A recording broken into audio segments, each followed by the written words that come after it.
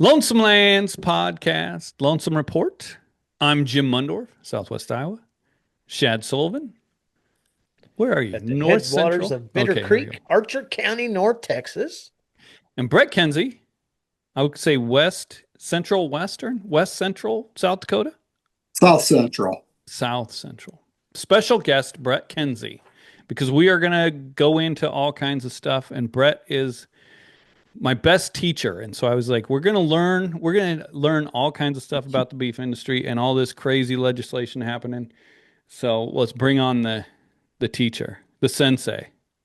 Right, Shad? That's right.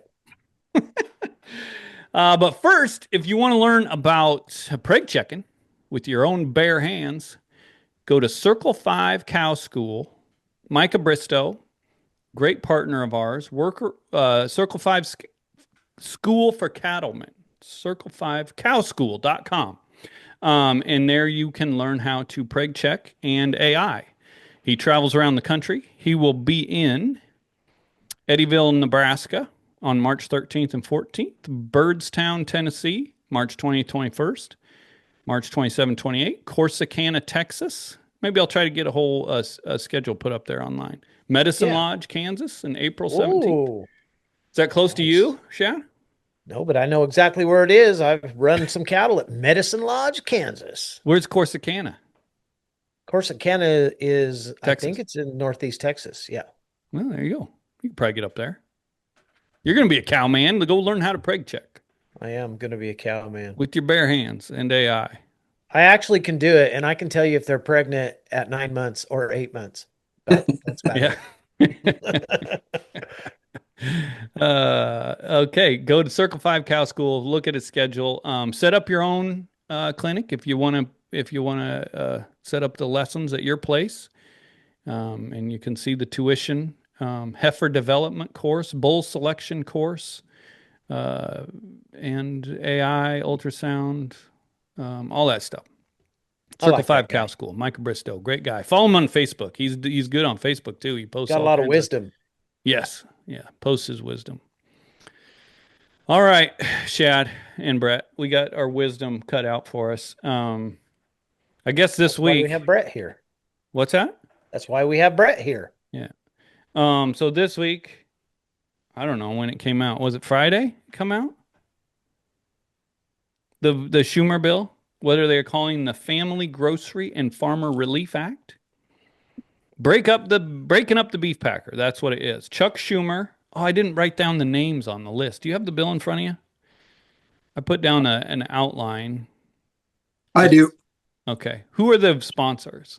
Schumer, Booker, Welch, Warren, Sanders, Gallego, Merkley, Schatz, Durbin, Markey, Kim, and Murphy. Yeah. So some of those I don't recognize, but that's the first thing you read when you open the bill up. Why are you laughing, Shad? Did I not read that clearly? No, you read it very clear. Okay, thank you. Crystal clear. Yeah. But it is the kind of the left wing of the Democrat Party came out with this bill. And that's not, I mean, we just got to lay it out how it is. And that's the first thing you read when you at the top of the bill is the sponsors, and there's no Republicans, and I don't know. But to get into it, I guess we'll just get right into it.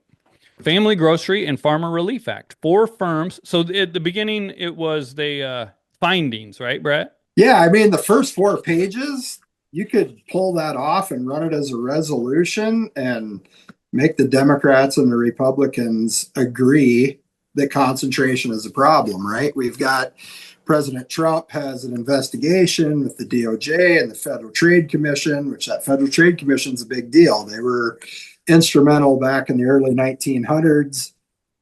You had Senator Hawley passed a much smaller bill, only 3 pages back in 2023. He put out a bill, didn't pass a bill, put out a bill addressing concentration. And now we have the Democrats putting out a very thick bill, 35 pages. So, I mean, that just kind of shows you that everybody all across the landscape sees concentration as a problem. Yes. And I guess to give a better introduction to you, Brett, You're a cattle feeder, right? Yeah, cow calf and farmer feeder, I guess. Yeah. That Right. used to be a slur. I kind of wear it with pride. Grow Yeah. feed and You feed don't calf. do a whole lot. Your farming is mainly raising feed, right? Yeah. Yeah. Yeah. And Shad's a rancher down in Texas. We all know him. Wheat Yeah. pasture guy. Yep. All right. But I thought it would be great to have both you guys on here because you are the guys that this would impact the most. And that's what I was feeling. Like this will impact market wise. And I guess just to go in, I'll go on Twitter right now and I'll read to you because people said, I said I didn't endorse the bill. And people were like, well, why wouldn't you endorse the bill? And so I should be more prepared. Where is even it at? Um, so I'll read my reaction to not endorsing the bill because I thought it was good. I've said there's a lot to it, but in short, we work for the independent cattlemen. Right now, their lots and pastures are filled with the most expensive cattle they've ever purchased. A dip in the market would destroy generational operations. Passage of this bill would crash the market and destroy the last remaining independent cattle producers. That's the reality we have to live in, and a reality the senators that introduced this bill do not understand. What do you guys think of that? Yeah. I mean, after just going, like, we went through the bill, we're going to go through it right now, but what would the market's reaction be to this? I guess you can both give your opinion on that.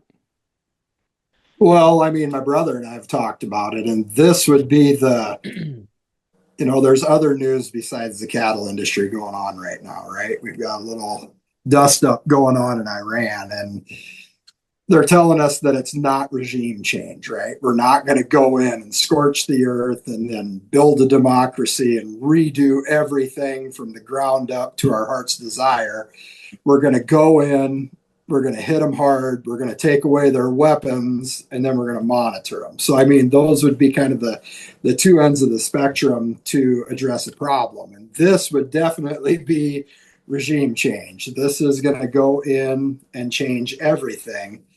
um, we know there's a problem, and it's an asset allocation problem. Okay, we get into this discussion whether beef is too high. That's what got us here, guys. Honestly, right? Is the fact that some people say that beef is too high. Honestly, I would say that beef is probably as correctly priced as it has been for a long, long time because the Compared to the consumer market. price and the fed cattle price finally has come Mhm. together.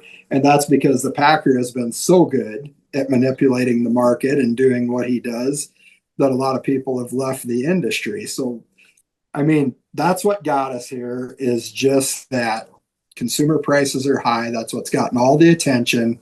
We know that we have a problem because we've lost so many producers. We're running ourselves out of productive capacity.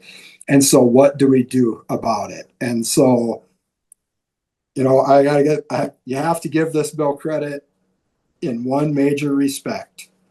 There is no gray area. They have gone deep, they have researched it, they have a plan. So whether you like it or you don't, you have to at least respect that they put some time into it. And this definitely is the scorched earth complete revamp. Now, as far as killing prices, markets hate uncertainty. We've seen that. Today, we were way down and then we kind of came back up, and that problem is several thousand miles away. This Yeah. one, how we apply the remedy, you can kill the patient by applying too much remedy too quickly. And so I thought that Bill did a great job with RCAF's press release saying this is a great place to start having a conversation, amendments. So it's impressive actually. Mm-hmm. I'm no savant or whatever you said in the introduction, but you know, antitrust is interesting, and lack of antitrust has shown itself. You need a competitive market for things to work correctly, Mhm. and this is interesting. I hear people talking about, well, why the multi-species? Why are they in on that? That doesn't make any sense. And I hear a lot of people, not a lot of people, but some people have said that The cost of beef right now has sold a lot of high priced chicken and pork because as people move to lower cost alternatives, if you are selling all three, you can jack up the price of pork That's and right. chicken. So that's why they addressed all three. Uh, it's interesting. It'll make your head hurt. There's a lot in here to unpack. Yeah, and I guess the first what you said there, just so people know, the first part of the bill is breaking up or saying that as a beef packer cannot process more than one line of protein, meaning if you're processing cattle, you can't do sheep or chickens or I guess we'll get into that later. To go back to the findings, which is the first thing. Like you that's what I thought too. You could take those and just it's great that they're there, right? Like, and we can get mad about whose name. I mean, Chuck Schumer's not the most popular guy, I think, in rural America, and Elizabeth Warren and all these names that are on the bill, and you think about where they're from. It's like New York City, Dick Durbin, Chicago, Boston, Booker's in Jersey. It's these very urban places, and they're kind of writing this bill for the meat industry. But when you get down to it, it's yeah, right. What we have is those people saying that concentrations is bad in the beef industry. You also have the White House saying that the beef industry, and you have USDA. They've all commented there's too much concentration in the beef industry. So, I mean, yeah, there's definitely a lot of positives you can take away from it, no matter what. Um, but yeah, to get in, I guess we'll go right into. I mean, the findings pretty much four firms control 85% of the beef markets and 67% of the pork market, which is up from 36% and 34%. Respectively, in 1984, firms control more than 60% of the market in chicken processing. So that's just kind of the main point of the findings, and there's a lot more to it. But the first part of the bill, breaking up the meatpacking industry, is limitation on operation in multiple lines of protein. In general, it shall be unlawful for a covered meatpacking enterprise to own, control, or operate any entity or combination of entities that engaged in more than one line of protein in the United States or in affecting interstate or foreign commerce. And so then you're like, okay, so the reaction there was because so this came out before the article before the bill came out. Article in Wall Street Journal comes out, and the main headline is beef packers can't process more than one line of protein. Everybody reacts. A lot of small processors are like, well, I that would break us. I saw the number of those comments on Twitter. What they call a covered meat packing enterprise, it says they define that as the term packer in Section 201 of Packer and Stockyards Act. And I just stuck that into Google AI, and under Section 201 of Packer and Stockyards Act, a packer is defined as any person engaged in the business of buying livestock in commerce for slaughter, manufacturing or preparing meats, food process. So it's pretty much anyone who's buying animals for slaughter. Um, we have been contacted or know some of the people consulted on the bill, I guess. And I reached out and said, and they said that it's kind of up to the FTC, is what I got out of it. Is that what you got out of it, Shad? Mm-hmm. And that's the main kind of outfit in charge of all this, if this bill would pass, would be the FTC, right? Federal Trade Commission. And so there's that. And we already kind of hit on that. Anything else, Shad? No, I agree with Brett. This is a huge, huge bill, and this is something that we've been very proactive in addressing for the last several years. I think my biggest question on this is if it was to go forward, um, we know that those Packers, one of the reasons they're so powerful is because they have these three lines of income, right? I mean, if the cattle sector isn't making money, the chicken and pork sector probably are. And that's why they've become so overridden with power and market control. The What would happen if it were to go forward, in my opinion, is they would punish us, and they are not above not punishing us, right? We've seen the punishment before, uh, in the whole sector, right? In every sector, they would do that. Now the question comes in is how would independents who, like me and Brett, who believe there's got to be some reform here, how would we make it through there? And what would I think what we're seeing is the government would have to come in, step in and say, okay, we've got to do something about this because this, I mean, it will be a black swan type of event. And so how do we make it through independence? How do we make it through the process of that? And on the other side of that, if the government is to step in, now this is just my line of thinking. If the government is to step in and do some protectionary aid, where does that stop? How does that not become part of the regulatory reform, which then becomes addictive, down the road? Where does it stop? And so that's kind of my question on the whole deal. I mean, no doubt it's a historic package. I'm not real, I'm a conservative and I'm not a fan of some of those people on there, but there are people on there that have addressed this issue before. So I don't know. It's going to be wild and woolly if it goes forward.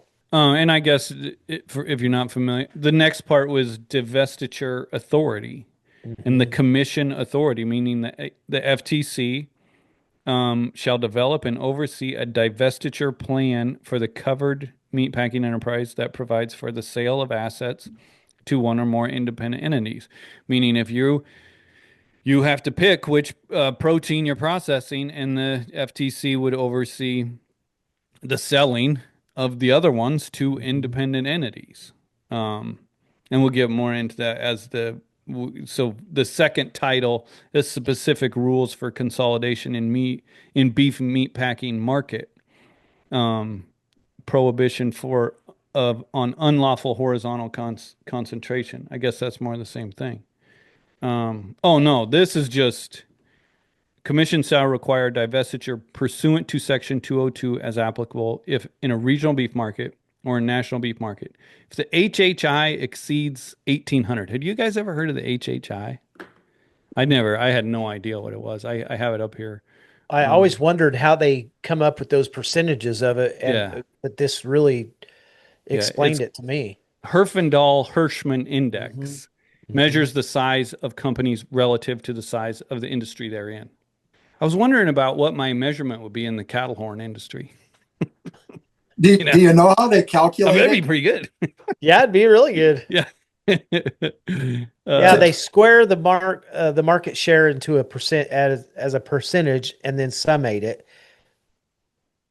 I wrote that down, no, and it's a good. 0 to 10,000 mark, right, Brett? Yeah. But Uh, anyway, yes. And so anything over 1800 is considered highly concentrated. Hmm. And I did some scribbling, and right now, if my numbers are right, we would be at 2742. Wow. And that's using numbers, widely varying numbers that I found on the internet.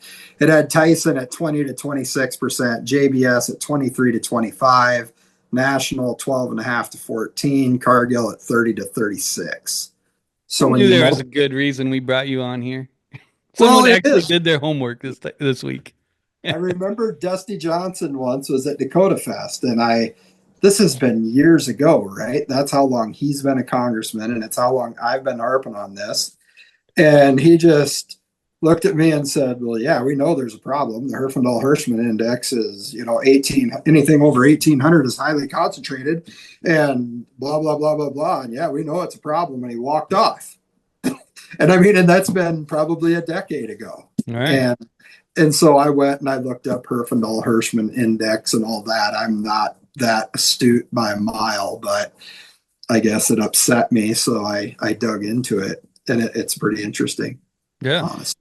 The easy part to understand is the CR4, meaning that if you go to the definition, CR4 is the top four um, producers in or beef packers or Right. packers in the industry. So the top four chicken, top four hogs. Exceeding Yeah, 50%, if they right? exceed 50%. So Yeah. the four top produce, right? And we always say, well, it said in the findings, the top four in the beef industry are at 85%. But then it said any covered meatpacking enterprise that has a market share of 30% or more. Do you know the percentages on that, Brett? I read that and I was like, I should figure that out before we start, but I didn't. The figures that I found showed that Tyson were 20 to 26%, Okay. JBS 23 to 25, Hmm. National 12.5 to 14, and Cargill 30 to 36. That's internet numbers. Mm-hmm. Basically, I use that as an example.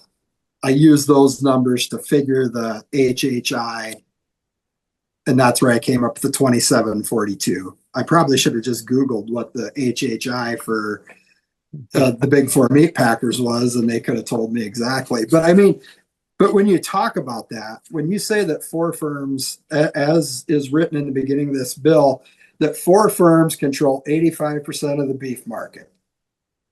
Wow. Four firms control 67% of the pork market. Wow. Four firms control over 60% of the chicken market. That's impressive, right? But then when you tell people that a lot of the times it's the same companies Mm-hmm. that are Yeah. controlling that much of a dominant share, it's like here's a riddle for Shad. Is vertical integration bad? Yes. Then why do you direct market meat? I mean, Because, that's just the way that we have to think about this. It's the concentration part that makes it bad. It's the right. concentrated power. It's the It's power. not the actual act. Right. It's not that these guys are selling beef, pork, and chicken. It's that they're doing it from such a position of power. And I Right. think that that's why they put this in here to address that. And is it too heavy handed? I can't tell you. Those are great points. Mm. I was going to say the divestiture is the next part. Largest covered meatpacking enterprise in the regional beef market that owns multiple beef slaughterhouse or processing entities in that region shall divest its largest entity, facility, or business unit in that region. That's where it gets kind of interesting that nobody's gotten into. Where if you're listening to this podcast, you'll come out of this knowing more than anybody who's read any article about about this bill because they don't get into this kind of stuff. But what it is so the largest beef packer in that region would sell their largest facility. And then after divestiture required under clause, the commission shall reassess the concentration in the regional beef market under section 201. And if more thresholds described, meaning if you still are above those thresholds, um, you would sell the next one, I believe. Yeah. Um, yeah, no threshold described in Section 201 is met or until the commission determines that further divestiture would not reduce market concentration. Meaning, if you were forced to sell another one, it wouldn't reduce the amount the market's concentrated or how much concentration you have. Um, so yeah, it would. It's just kind of crazy to read that. And we've said break them up over the years, right, Chad? It's like this has Hmm. just been a thing, but we've never got into, it's easy to say, but really to sit down, put pencil to paper, which is what has been done here. Right. And this is what it looks like. And I And want it's to jump in here and I'm sitting here thinking about all this concentration. Brett was exactly right. It's not the integration that's the problem. It's the control or the power that becomes uh the problem. So as we look at it, Jim, for me, I've often said, they have Congress is to blame here, right? Because they've allowed this concentration to take place, these uh, mergers and acquisitions to take place over the years. And here we sit with a bill in one hand, and then we have, right now, Smithfield Foods is set to acquire another more concentration, and this is at the behest of the of Congress. So mhm. where do we where what happens in this scenario? I mean, we're allowing them to merge, and yet we're going to try to break them up Right. now. So That's where my confusion is, I guess. And one thing we'll get to, they get into that in the bill. The Smithfield is purchasing. I guess Smithfield is are they the largest pork processor? The Yes. number one, and they're owned by China. And they're purchasing Nathan's Famous, which is a Right. hot dog, U.S. hot dog brand. But I guess they've had the license for Nathan's Famous for years, and now they're Okay. purchasing it wholly, like they're Okay. just taking them over. And I put it into Google because it says in here like the mergers. I don't know if it says it's actually been approved by USDA, but it hasn't been. That's what Google says. That I put in, has USDA approved the merger of Smithfield Nathan's Famous, and it said no. That comes at the end after the close, I guess. So they have to close the deal, and then it goes to USDA. I don't know. That's just what Google AI telling me. So, which we'll talk about that, but It anything, says Brett? here the merger has been formally approved by the boards of director Right, but that's by not. both Yeah, Smithfield and Nathan's, but it has not received final approval from the stockholders or the federal government regulator. yeah. Which I think they're just that's like a formality, really, at this point. Okay. And Okay. then, but yeah, and I mean, that's just a process that we're coming up with. So vertical consolidation, that's what uh, my next thing. Well, wait a minute. Let's talk about these three bullet points in this section. Yeah, Avoiding reconcentration of assets, encourage ownership and control of divested assets by farmers, cooperatives, worker-owned enterprises, and other small or mid-sized businesses, and prevent reacquisition of divested assets by firms whose market power contributed to the need for divestiture. I thought that was really, really good. yeah. But I mean, how do we get there? You know what I mean? Yeah. Like, yeah, it's, I don't know. Sorry. I mean, it gets incredibly complicated, right? Yeah, They gave up in Lexington, right? Just closed the plant. Right. Everybody's talking about we should buy that plant, we should do this, da da da da da. No, you don't. It's not for sale. You Yeah. right. know, Exactly. they'll put a chain link fence around it, and it'll be hmm just the way it was in 20 years it is now because they Yeah, don't want competition moving in. They're very good at what they do. yeah. And if you don't believe them, go up to Denison, Iowa, up the road here, and you can drive by the original IBP plant. Closed Tyson Foods closed it in 2015. I think there's a security guard that sits in there all day, every day, and nobody's touched it since it since it closed. Um, and then There's it also goes one on at and on. Plainview, Texas. Yeah, Cherokee, Iowa, they own the land, I believe. The city owned the land, and then they had all kinds of lawsuits going back and forth because Tyson wouldn't allow anybody in on it. Um, should we move on? You The bet. vertical consolidation part. This is up your alley, Brett, as a cattle feeder. Congress finds that the long-term supply contracts and similar arrangements between large packers and large feedlots can be functionally equivalent to ownership, leading over time to consolidation of feedlots, reduced demand for cattle from independent producers, and diminished competitions. You want to add anything to that, Brett? Make it easier to understand? Packers, go ahead. I mean, you have to look at how this came to be, right? These big feedlots. I don't know any specifics, but it seems to me like your captive feedlots now, the ones that I know people that talk about down in Kansas, the big guys have a crew that just builds new pens, and the independent feeders they grow weeds, right? They're just giving up. And so these feedlots that have gained all this power, how did they gain the deals with the Packers to begin with? And I would say it was from the Packer power over hooks, over market access, right? Remember, Absolutely. Bill Bullard always used to talk about market access risk, right? You could grow the finest cattle, you could finish them perfect, and they could cut deliciously. But if you can't get them on a hook, uh, they they're perishable. And that's what people don't understand about cattle. You can't put them in a grain bin. When they need to go, they need to go. And scarcity of hooks is what led these guys to sign these exclusive contracts with these packers. And now I think it would be hard to separate one from the other, but that's where what we need to get to is some line of delineation between the packer and these big feeders. And until we do that, the little guys will never be able to get in there, right? And a lot of these guys, they don't care that we have a smaller cow herd, right? They're just fighting over a bigger piece of a smaller pie. And I Mhm. think that's profound when you think about it. A lot of industry leadership now, that's what they're focused on. They don't care if we've got 28 million cows or 14 million cows. As long as they control the calves out of those 14 million, they don't care. They don't care about Mhm. food security. They don't care about import export balance, any of that. They just want to control it.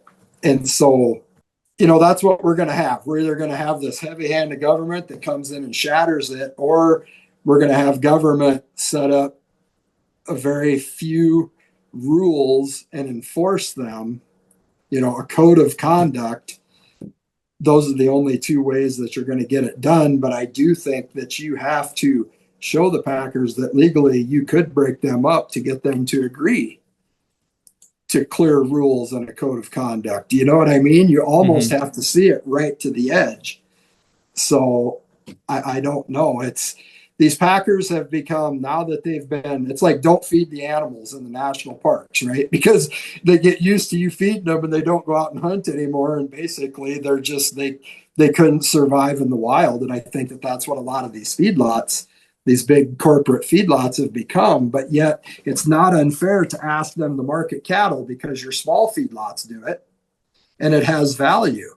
It has so much value that that's what the transaction between the big feedlot directly to the packer is based on, is these few guys that have very little power. They use their price. So that's why it's so critical to the feeding industry to have some line of demarcation between the packer and the feeder and to have that reported. I mean, mandatory price reporting was a try on that, right? And it was basically everybody just decided we're never going to get done this breakup that we're talking about. So there is money changing hands between a meat packer and the feeder. And so if we could just know what that transaction is, that would be not the same as a competitive market, but at least we'd have a value to work with. And by the time NPR got through Congress and rulemaking, it was emasculated. They put confidentiality rules on it that now we don't know what cattle that trade in Colorado sell for. We don't. Texas has joined that now. So the most concentrated regions get confidentiality to the most concentrated regions are under confidentiality so that they have even more power. So you've got to strike confidentiality. That's something that could be done very quick and easy. People would squeal, but it wouldn't be complicated. So that's what I've got to say about the big feeders and the big packers. They're kind of one and the same.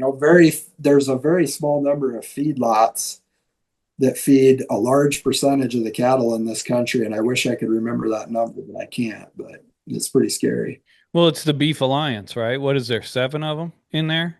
And I was told years ago it was 35 to 40% of all the cattle. I think it was the top, I think it was maybe six at the time back then.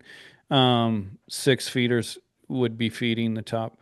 That's something I should look in. I should go through that Beef Alliance, and most of them you can look up and just Google how many head they have on feed. But yeah, and to break it down, I guess a little bit, because we were kind of in the weeds there. Uh, you're talking about alternative marketing agreements, mandatory price reporting. The MPR was their idea of showing what everyone was paying for cattle, and then they came out. You said it was in Congress is where they made these rules that these they called them alternative marketing agreements can exist where these deals can be confidential between um, the feeder and the packer, right? Well, no, the confidentiality kicks in more based on the number. I can't remember the rule. It's complicated. You have to have more than two people competing in a region. Mm-hmm. Otherwise, if you report the price and one didn't give that price, he knows what the other guy bid. And it deals more with the number of entities competing within a region than it does with the AMAs. But Yeah. the AMAs that's an illustration of the power that the Packers have over the feedlots. And now they're pretty close to one and the same, really. Yeah. So the function what they go to get back to the bill, functionally equivalent to ownership. Um, can you just break that down kind of? Well, if you're in an AMA, forward contracting is fine. That's where Jim Mundorf says that next October he'll sell his steer calves weighing 500 pounds for $4 a hundredweight. And that's a forward contract, and you've agreed to it. They've agreed to pay it, and it is what it is. And everybody can know what that is. Some guys are gonna think you're crazy, and some will think you're crazy like a fox. But you get into these AMAs. What was the question again? This is hard. I've seen Shad do that before. You Yeah, get I do it going all the and it's time. like, holy What are we crap, talking about? I do bring it me all the back. time. The bill just says that feedlots can be arrangements between large packers and large feedlots can be functionally equivalent to ownership, leading over Sure. time to consolidation of feedlots. If you agree to an unpriced AMA, which alternative marketing agreements are 70 to 90% of cattle procured by the big four packers now are in alternative marketing agreements. There's a lot of different ones, but these unpriced AMAs where you pledge your cattle for forward delivery and you base it on the 5 area average or the futures price or whatever you base that on, when you pledge them, you essentially hand over ownership Yes. of those cattle because the packer controls their destiny. The packer doesn't directly own those cattle. They can. That's not against the law right now, contrary to popular opinion. The packer can finance those cattle, all kinds. I think that it's probably a ton of different arrangements that are made, whatever it takes to get those cattle tied up. But once those cattle are tied up, then the packer can go to work pressuring that cash market. I mean, look at what was our kill this week? We're 500 or 500,000 last week. Is that about what it was? In the year before, it was about the same, but 5 years ago, it was 650,000, So they're necking it down to meet the available number of cattle to keep those hooks scarce, I guess you could say. And that's how they force you into the AMA, and that's how they get control of those cattle, even though they don't have physical ownership.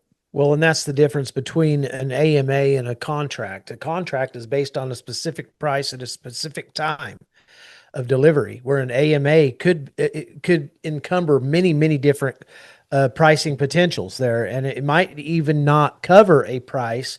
It might just be a cost plus, a beneficiary, a promissory, and so that's the difference there. Yeah. Over the top.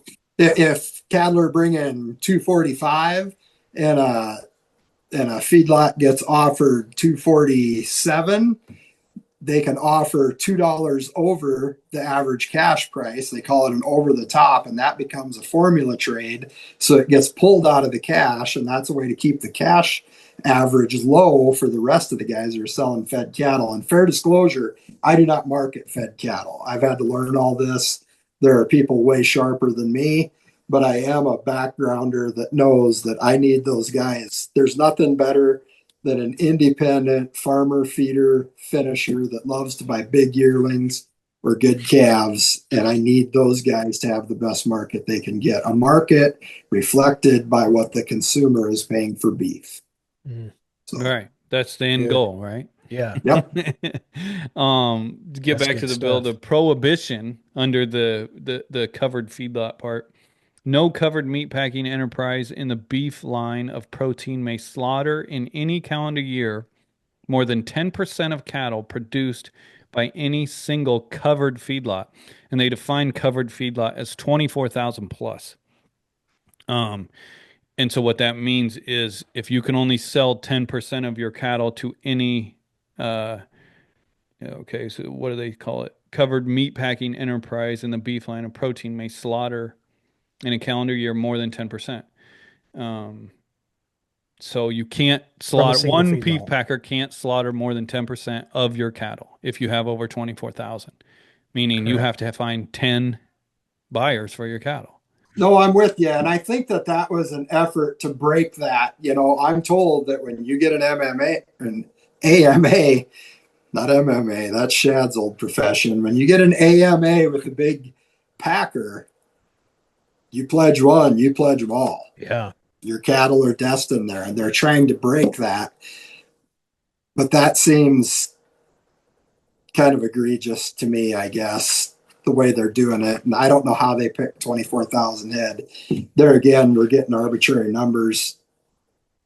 That's a little scary to me. I don't know how they came up with that. Maybe there's a perfectly plausible explanation for 24,000 head, excuse me. I don't know what the 24,000 head is, but in the back of my mind, I feel like that they probably thought that would create an aura of competition, right?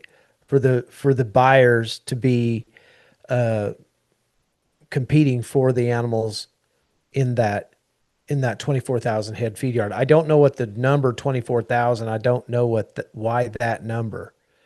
Yeah, it's just interesting because this seems like something that would happen down the road. Like when this bill passes, I don't know if there's a time set on this, but a lot of it says you have to have your plan. If you're a big packer and you have to divest, your plan has to be in place in 120 days. What's that? 4 months? You have to have the plan in place in 120 days. But to me, it's like, well, what if this there's not 10 packers to sell your beef to if you have 24,000 head. You know what I mean? To sell 2,400 head at a time, right? Mm-hmm. And so all of this divestiture has to happen, and all of these independent processors have to come into play before any of that could ever happen, right? Because it just wouldn't be possible. Otherwise, you would be hauling cattle clear across the country Right. Yeah. to find a different plant, which, granted, the Packers do that right now to avoid mandatory price reporting within certain regions to keep that price low, right? So, as silly as that sounds, and as egregious as that sounds to haul cattle clear across the country to meet a government guideline, those are the shenanigans that the big four pull right now to keep that 5 area average low, or an area average Mm-hmm. low. They'll go outside of their area. Yeah. We So should come yeah, up with a list of shenanigans someday because you just went over a couple, right?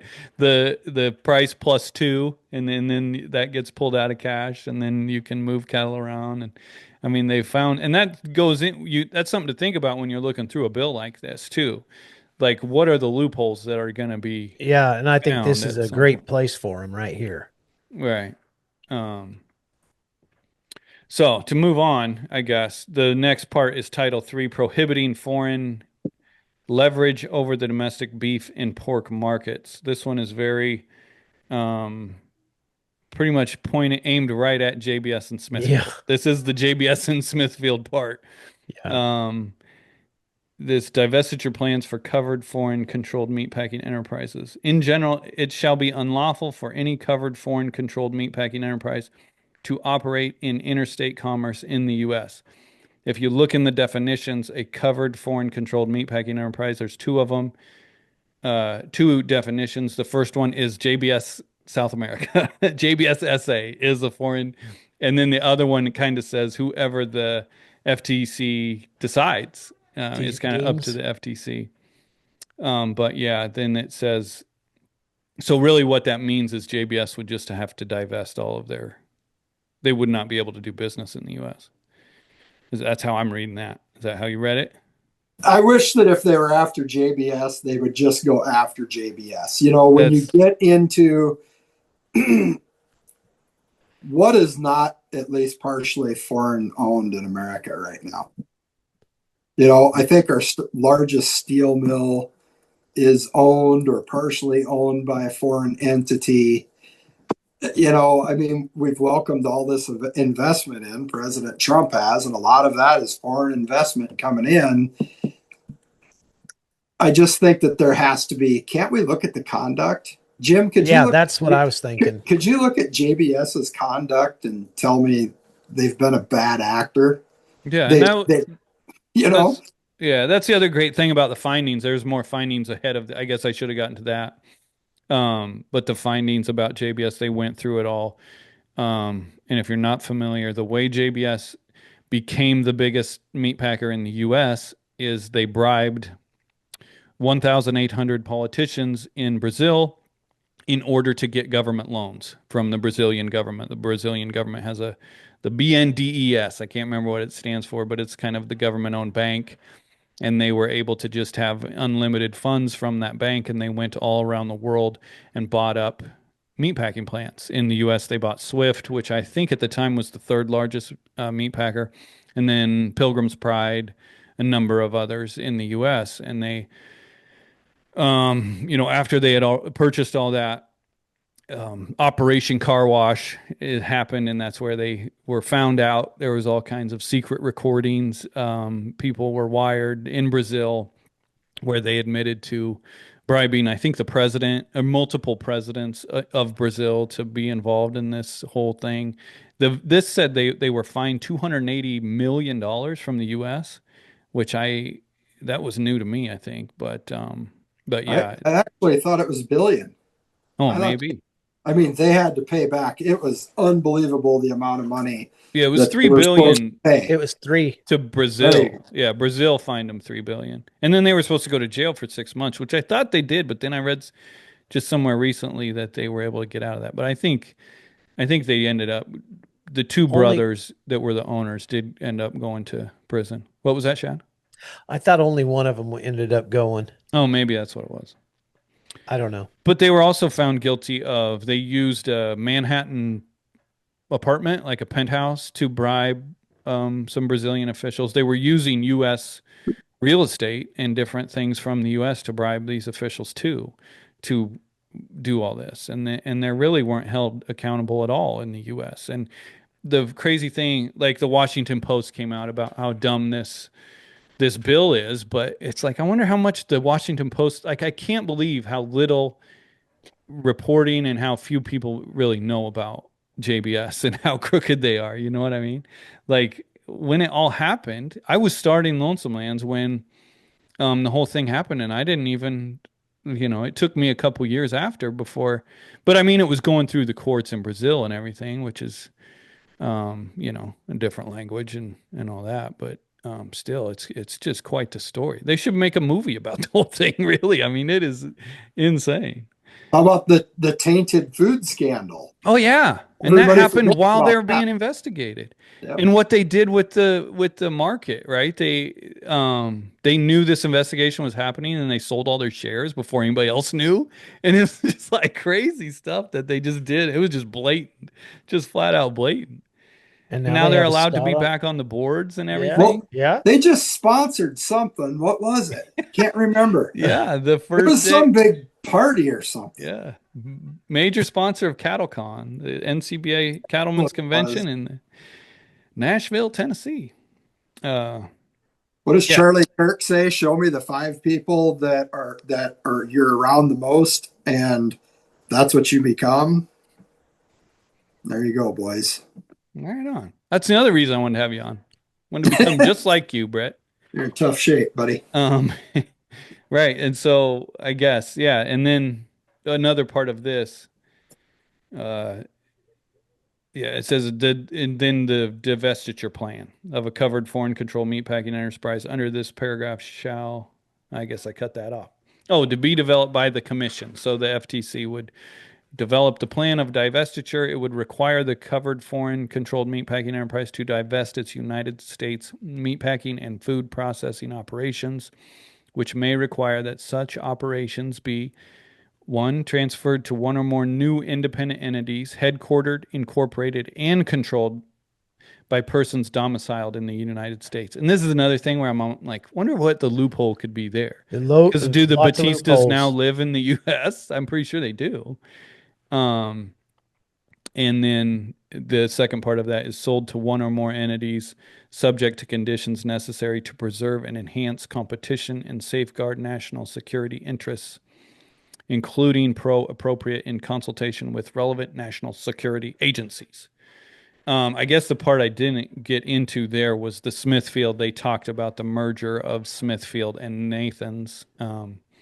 And so Smithfield would obviously be the other one that would just have to divest everything because they're run by, it's a WH House. And that's like what is that? Do you know what that is, Brett? WH Group. It's a WH Group. group of Chinese investors, as far as I know. Right. I mean, an interesting side story of that is they're moving the Smithfield plant in Sioux Falls because it's right in the town of Sioux Falls, South Dakota. And they're tripping all over each other to give them tax free status and To grant keep them, and right? everything else. Yeah. So, I mean, technically, we've got American taxpayers in a country that's $38 trillion in debt tripping all over themselves to help a Chinese company build a nice new facility. Hmm. So that's where we've gotten to in this country. Yeah, the next part, bringing prices down for the American family. I didn't put much down for that. I guess. I mean, it is quite a section, but not really my wheelhouse. You got anything on that? I think everybody needs to give Jim a round of applause because you dove harder, deeper into this. This is I read it. I read the whole dang thing, and a lot of it's kind of like, you know, what can people swallow? And yeah, it goes in. Yeah, and the way we were going to talk a little bit about the farm bill, but they write all this stuff like a riddle, like, you're covered foreign meat packing enterprise. They easily could have just said, I mean, this is just the way bills are written and the way lawyers write things, but it easily could have been JBS and Smithfield. And I get why they can't do that, but then you have to go back to the definitions and what exactly is a covered foreign meat packing.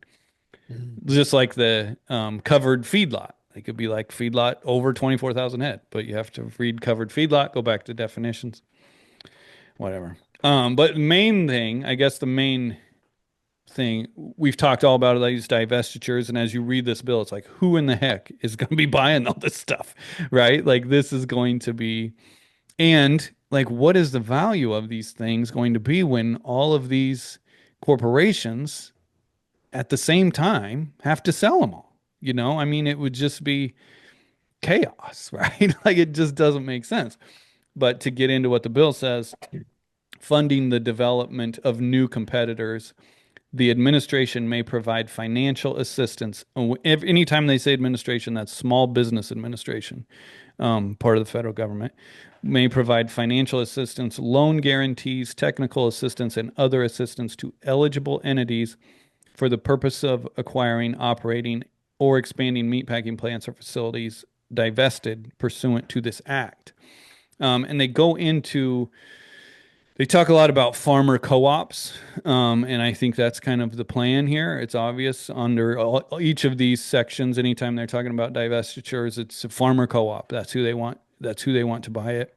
Um, but what was interesting in this section is there's a part that's called preference, and it says in evaluating applications submitted under subsection C, the administrator, meaning Small Business Association, shall, to the extent consistent with sound underwriting and program integrity, give preference to eligible entities proposing to use such assistance for locally, regionally focused operations that will enhance competition for livestock and benefit producers and consumers.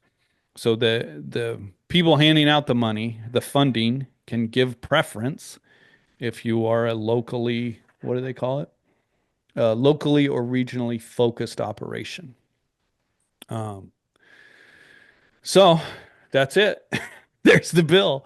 Um, and when you get down and kind of sit back and look at it, and to go back to where we started, the names at the top of that bill, like in an overall, as you sit back and look at it, what is this bill overall?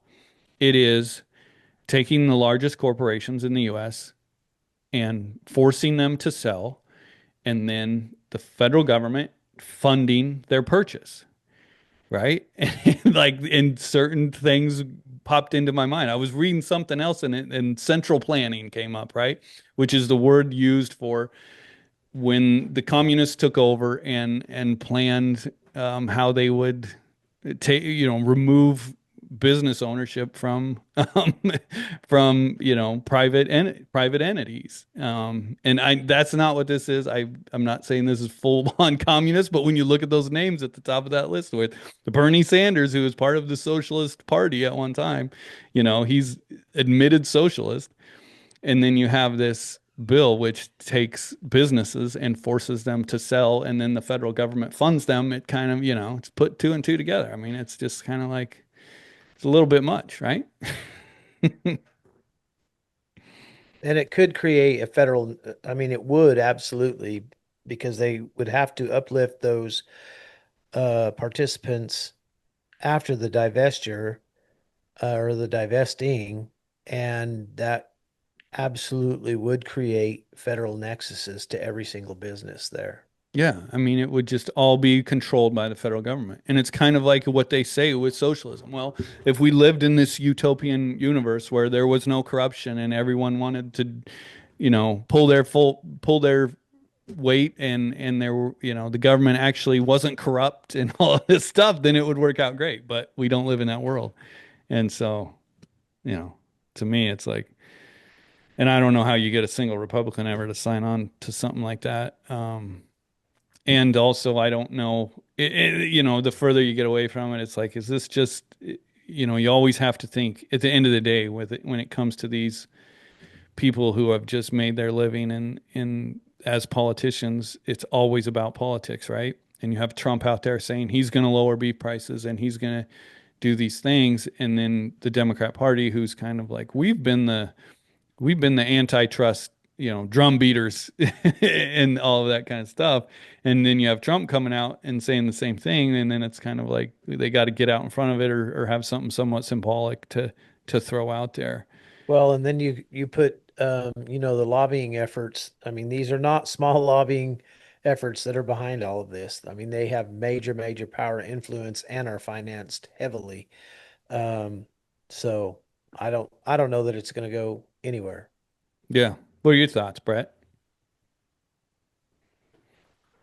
Well, I think where there's smoke, there's fire. There's a lot of interest in this from all sides. When you guys talk about socialism and everything, I don't think that's the intent of the guys that wrote this bill. And I don't think that you guys think that that's the intent, right? Right. But we do have to be very, very careful. Again, you can kill a patient with the cure, right? Venezuela nationalized their oil industry. Venezuela was, from what I hear, paradise on earth, more money. They could burn money to stay warm with all the oil they had. And I mean, they've got minerals and everything else. And nationalizing industries killed them very quick. So we just have to be careful with what we ask for, because we just might get it. I think this bill is very thoughtful and brings a lot of good discussion points up. As far as the Democrats, what's crazy? And that's why I can say this, because I'm not real fond of the Democrats or the Republicans at this point. Because if the Democrats have kicked me in the shins, the Republicans have broken my heart more times. You know what I'm saying? It's more of a stab in the back, though, right? They're telling you they're doing the right thing, and then they attack you from the back, where the Democrats are like right up front. There are laws in place that could have prevented all of this heartache, right? And when you talk about heartache, half the cow calf producers gone. those aren't people that were just, screw it, I'm going to sell this and go buy a boat on the lake, right? A lot of those were tearful dispersions. Mhm. 70% of the independent feeders like me are gone. I mean, we just poured concrete feed bunks. And then one day it hit me. I've said this a million times. 70% of people just like me are gone. What a moron for investing into this and wanting to do it. And I guess that's why I do this. But Democrats. We need Democrats and Republicans to realize there's a problem. To get, President Trump could pass an executive order tomorrow that took care of all of our problems, right? But then that can change with administrations. So we need Congress to get involved. We need Democrats. We need Republicans. Um, these people, they're not like us that are on this bill. But what do they have? They've got a ton of people to feed. When I go to DC, that's what I think about. I look around and I see all these people. And the first thing I wonder, what do all these people do? And the second thing I think about is, what do all these people eat? So these are people from urban centers that do have skin in the game in the beef industry, because beef is the king of the plate, right? And I can't know their intentions, but I guess that does kind of illustrate why these people would be interested in this. And if we don't get engaged and have the conversation, then shame on us. We'll get more of the same. Right. But Exactly. again, and to come back to that, at some point for this country to go forward, we're all just going to have to say, holy crap, what got into me? We've got a problem here. We got to fix this. We got to get together and we got to work on this. We got to fix it and we got to go forward. It can't be about destroying somebody or harming somebody or trying to gain more control. At some point, we really do have to have that turning point, right? And get to where we can once again focus on what's good for our children. Mm, So I don't know. Interesting times, boys. Right on. very, very. Um, yeah. I guess if there was something you could throw in here, like, yeah, are there tweaks, or do you think this could be manipulated around to where it could pass? Something like this? Do you think MCool or something could be added? Do you think, Well, something like a 5014 could be stuck in there, and instead of the 24,000 head deal, or if you made me king for a day, I would put a ban on unpriced contracts. Where's my list? I wrote it down. And it's not long. It's no, you're not ready. long. You're ready to be crowned. It's not long. And most importantly, it's not complicated and it's enforceable. Okay. A ban on unpriced contracts, cost plus, over the top, a ban on packer financing and direct ownership or control over 14 days, and you end confidentiality with MPR. Essentially, you would turn MPR into a clearinghouse. And the fact that mandatory price reporting exists proves that Congress realizes with a different set of rules to begin with. They have a Right. lot of concentrated power, and that's why the heart and spirit of that bill was to compel them to disclose what they were paying. So if you turn mandatory price reporting into a clearinghouse of everything that goes on, a clear line of demarcation between the packer and the feedlot, and made them report that and audited it to some degree, kind of like your taxes, right? You file it voluntarily, but if you're not honest, there's a chance you're going to get audited. And what that would do, number one, it would make you would sever that line between those most concentrated feedlots and the concentrated packers, because what it comes down to, again, it comes down to asset reallocation. Right now, that's tight again. The Fed price and the price the consumer is paying. The consumer is getting the most real price right now that they've gotten in a decade, because in 2015 the cattle market fell and the beef market just kept going up. And where did all that money go? Did it go to the packer? Did it go to the retailer? Have the Federal Trade Commission figure that out. But something wasn't working right, because there's nothing more devastating than feeding cattle day after day that you know are losing money. You know what I mean? You got to keep them alive. You got to keep them gaining. You know you're going to lose money. You're just trying to bleed a little less. And there's going to be times of that in a competitive market too, but you're going to have that cattle cycle start to work again. If the consumer can set the price with what they're willing to pay and have that flow down through the system so that cow calf guys get the signal, holy cow, breed more cows, boys, and the feeders feed them and then the packers kill them. That's the way it's supposed to work. And government will never be able to do that more efficiently than competition. And so the closer we get to pure competition, the better off we are. You read these articles like in Drover's Journal. They put out an article about this, and you want to talk about shallow reporting. You know, Ethan Lane talks about, I wrote it down. He's worried about shackle space and COVID like disruptions. What did we ever do to fix the COVID disruptions? And if we had shackle space shortages back when we had 4 million more cows, man, it ought to be solved right now, shouldn't it? That Navlicka, the only way packers can compete is through economies of scale. Well, how does that work? The consumer is upset that they're having to pay so much for beef, but the reason they're having to pay so much is the packer has been so good at squeezing all the value out of this whole industry that not very many cowboys want to play the game anymore, right? I mean, after a while, you start to feel like a sucker if you can't make some money. Again, when you're in those days, when you're working as hard as you can, you're as efficient as you can, you're saving them, and you just know that you're losing money because that's where the market's at. But then you look over at that consumer whose price is clear up here, and you're like, man, this game is rigged. I'm not going to play this anymore. So that's that. The confidence in the game is what's going to rebuild the cow herd. I don't think kids are too lazy. I think young people want to do this because it's real. So yeah, that was my mental blast there. That's what I've got. And I mean, and then you couple in two more things. I'm king for a day. I forgot.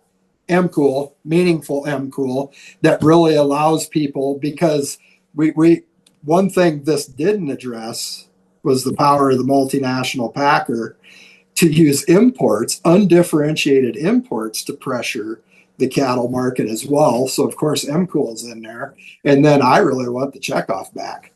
I think an America first checkoff that is taken away from these trade associations that lobby and really works for the people that raise cattle in this country, creates a partnership between the cattle producer and the consumer.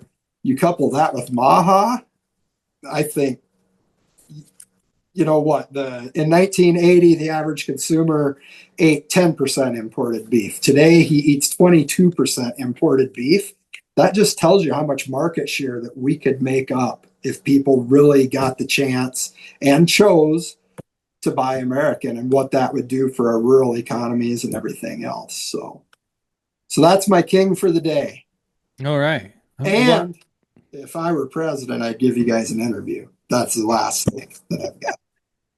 Yeah, all right on, right on. Never know. Yeah, never know. Brett could become president. No, I was pretending. I wouldn't want that job. Yeah. Oh, no. So what was let's go over it again, just a review. Brett's king for a day. What's the first thing you do?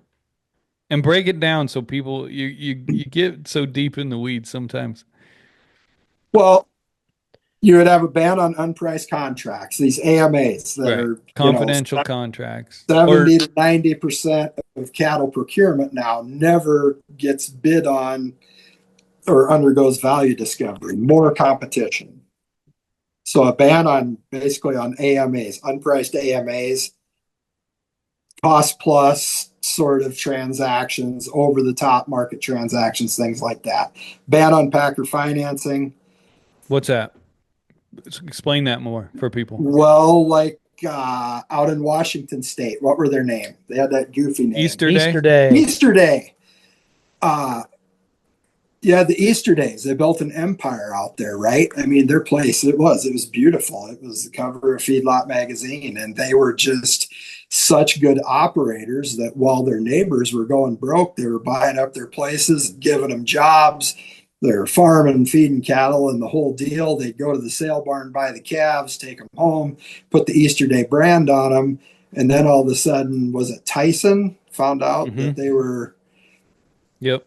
an ungodly amount of cattle short, and Mm-hmm. then we found out that Tyson was financing those cattle as soon as they turned in the receipts, and that's what upsets me, right? Is when these guys get to buy those cattle under their name, under their Brett Kenzy goes and buys cattle, brings them home, puts Brett Kenzy's brand on them, and then the packer is financing me underneath the table and giving me a cost plus contract on the end. From the outside world, it just looks like, oh, Brett finally figured out that magic ration or that perfect additive or, whatever. All this magic that everybody thinks. Well, the magic is that you've got a special deal. So you would end that. There I go in the weeds again. Well, but on the packing end, you would end confidentiality for MPR and just create a clearinghouse for those transactions to go through. And they're going to say, that's not fair. It's nobody's business what I sell my cattle for. What the hell's a sale barn? Right? You know who's selling them, you know how many there are, you know whether they're steers or heifers, you know what they weigh. And it's your job to figure out if they're any good and if you can make money on them. That's my dad's old saying. And it's all out in the open and everybody gets along. And then, of course, M Cool and check off reform. Right on. I'd vote for you. I don't want to be president. That's just if I were president for a day. So Right. my And some wish. of those, are being talked about. So, and this bill, to say what you said, I mean, it's great that it exists and then this is getting more and more talked about. And people are, but you go into that media reaction and they all run to, well, the Meat Institute, which is your main lobbying firm for the beef packers, they must have ran to the media because they were quoted in about every article I saw. And so, yeah, I mean, there's the reaction. It's, Washington Post said it was the dumbest way to lower beef prices. But they don't get into any of the JBS stuff. I mean, there's so much stuff for an article in here, and then they just quote and then they said politically influential ranchers aren't for imports or against imports. Which my reaction to that was we would like them labeled or not. I don't know that are you guys against imports? You politically The, influential ranchers? the only silver bullet that could happen almost overnight to lower consumer prices would be to put MCOOL in place because it would make that cheaper foreign meat compete with the better American meat and you would have a low cost alternative. That was USDA. I've got it somewhere. USDA in a court case gave their stance on imports, and it was some flowery language about USDA facilitates imports for consumer choice and to provide a low cost value alternative for consumers or something like that. And so it's right in there, right from the beginning. That is their mission statement. So it Yeah. was always meant to be to have a choice. Amen. All right. You got anything, Shad?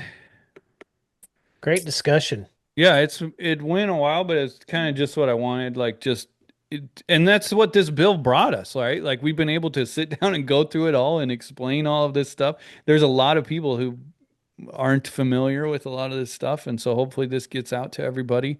I said we were going to talk about the farm bill. I think we're like an hour and 20 minutes in. So, um, you want to talk about the farm bill? I don't have much to say because I can't decipher it. It's 800 Well, pages. I went It's a through lot. and it's like I said before when we were just jabbering. The 26 Farm Bill is projected to operate with a 1.5 trillion baseline. And the 2018 Farm Bill, by contrast, had an estimated total cost of 428 billion. So this Farm Bill is going to be 3 times better. But they blew that 428 billion out of the water because with the climate smart commodities yeah. stuff, the money flowing in and getting matched, it got wild. But so there you go. This Farm Bill is going to be 3 times better than the last one. It's All been right. worth the wait, boys. Well, here we got a South Dakota guy right before we go. Kristi Noem gets shit canned. What are your thoughts? Your ex-governor. I guess I'll say something. I love to say I told you so. When they picked her, I can remember we were like, that's a bad pick for Department of Homeland for the cabinet. Um, and so I told you so, I guess on that.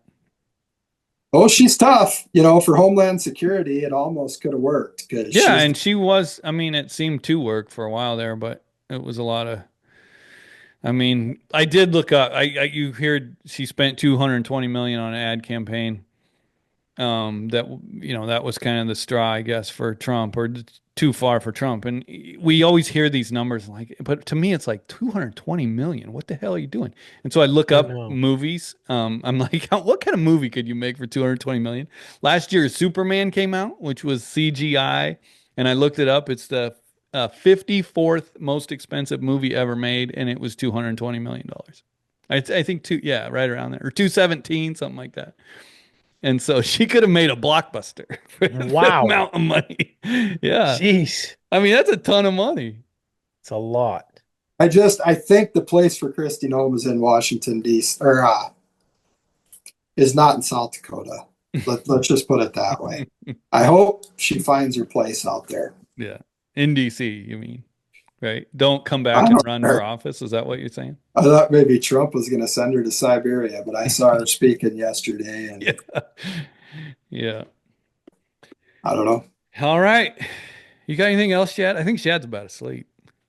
No, I'm good. I've just enjoyed listening to you guys. You're two very smart people, and I appreciate that. I do think Kristi Noem will come back to South Dakota and run for Senate. I know, and I'm screwed now. So Well, you thank. guys need a governor. Could she still throw her hat in?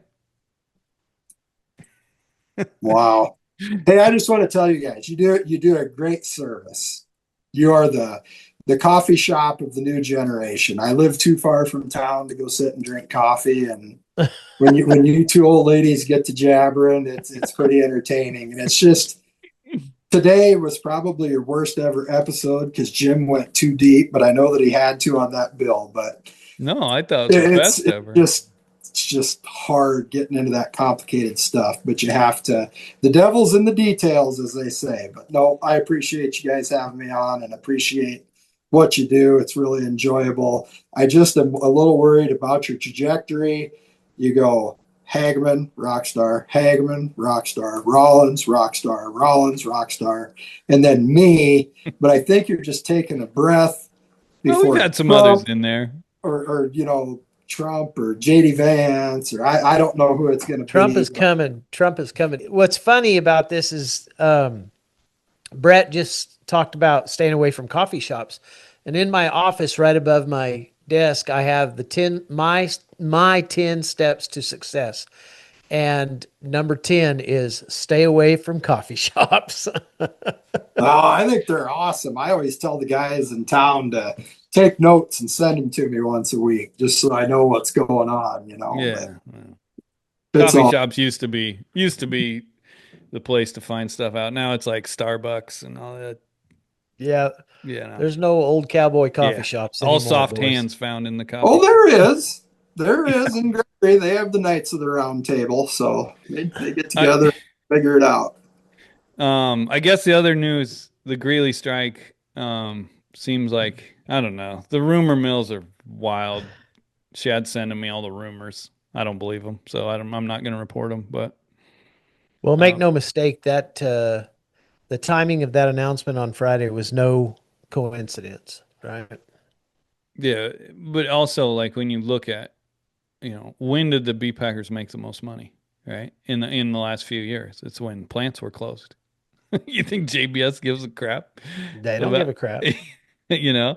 I mean they are all probably rooting for it, that plant to get closed. And for those unfamiliar, Greeley, JBS Greeley, bee packing plant, the union is threatening strike. I think it's supposed to start on the 15th, Mm-hmm. so or the 16th, something like that. 16th.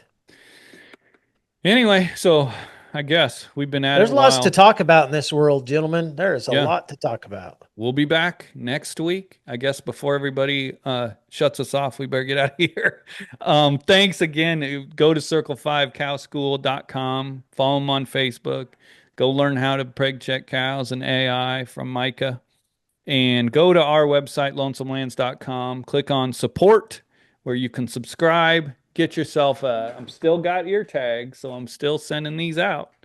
Um, if you become a subscriber, I'll send you one of those in the mail. And you can get a fancy hat like Brett's got there.